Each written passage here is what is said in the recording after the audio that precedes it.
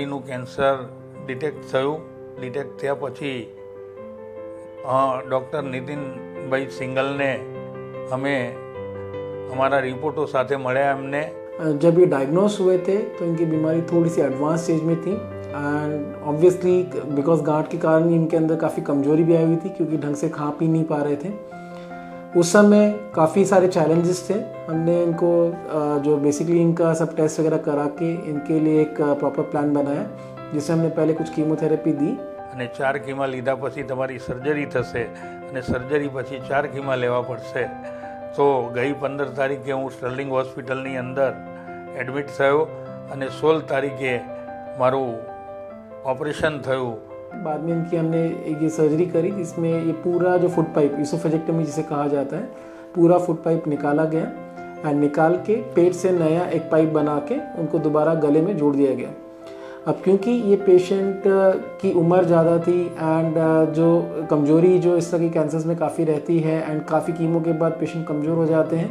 So normal तरीके से surgery करने में काफ़ी सारे चैलेंजेस रहते हैं. लंग में इन्फेक्शन का रिस्क रहता है. पेन के कारण कई बार पेशेंट अच्छे से ब्रीथ नहीं कर पाते हैं तो न्यूमोनिया वगैरह बन जाता है. ब्लड लॉस वगैरह हो सकता है एंड रिकवरी टाइम काफ़ी सारा लग सकता है. तो इन पेशेंट के अंदर हमने जो मिनिमल इन्वेसिव सर्जरी यानी कि कम चीरा लगा के जो सर्जरी कर सकते हैं वो सर्जरी की टेक्निक ली एंड स्पेशली रोबोटिक्स से हमने ये सर्जरी करी.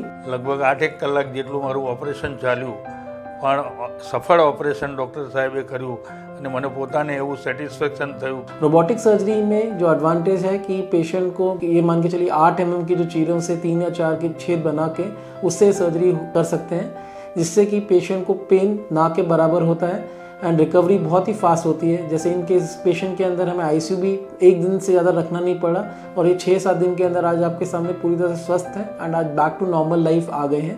સર્જરી પછી રેગ્યુલર મારા રૂમની અંદર સિસ્ટર અને બ્રધર ટાઈમ ટુ ટાઈમ દિવસમાં જ્યારે જ્યારે જરૂર પડે ત્યારે વિઝિટ કરતા હતા.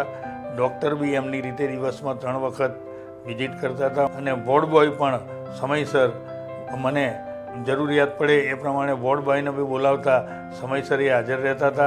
અને અહીંયાના જે આઈસીયુનો સ્ટાફ પછી રૂમનો સ્ટાફ સિસ્ટરથી લઈને બ્રધરથી લઈને વોર્ડ બોયથી લઈને અને મેનેજમેન્ટથી લઈને તમામે લોકોનો સહકાર મળ્યો. અને આજે હું આપની સમક્ષ જો મારા ચહેરાથી આપ દેખતા હશો અન્નનળીના કેન્સરનો ભય હતો એ બિલકુલ મારા ચહેરા ઉપર ભય દેખાતો નથી અને સાથે સાથે મારું ફેમિલી બી છેક સુધી મારી સાથે ઊભું રહ્યું. ડૉક્ટર નીતિનભાઈ સિંગલ એમની ટીમ સ્ટાફ સ્ટર્લિંગ હોસ્પિટલનું મેનેજમેન્ટ અને સ્ટર્લિંગ હોસ્પિટલનો હું ખૂબ ખૂબ આભાર માનું છું. हम खुश हैं कि ये पेशेंट आज पूरी तरह स्वस्थ होकर वापस अपने घर जा रहे हैं एंड हम इनके फ्यूचर के लिए इन्हें ऑल द बेस्ट विश करना चाहेंगे एंड उम्मीद करेंगे कि ये आगे भी स्वस्थ रहें.